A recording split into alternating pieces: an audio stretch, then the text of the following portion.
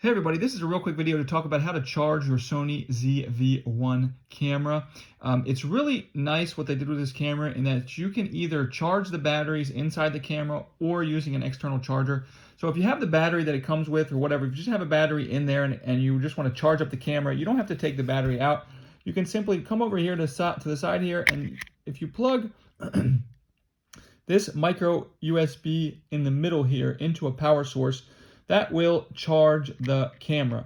Now, if you don't want to do that, alternatively, has a removable batteries, so you can just remove the battery and put a fresh one in, and then you can just charge this battery on an external charger. And if you don't have an external charger and you don't have any external batteries, I'll go ahead and put a link in the description to, they're off-brand, but they work really well. It's an external charger and batteries, so you can actually buy several of them at once and then charge them on the charger that will charge several at once. So when a battery goes dead, you can just swap the battery out if you don't want to charge the battery from within the camera.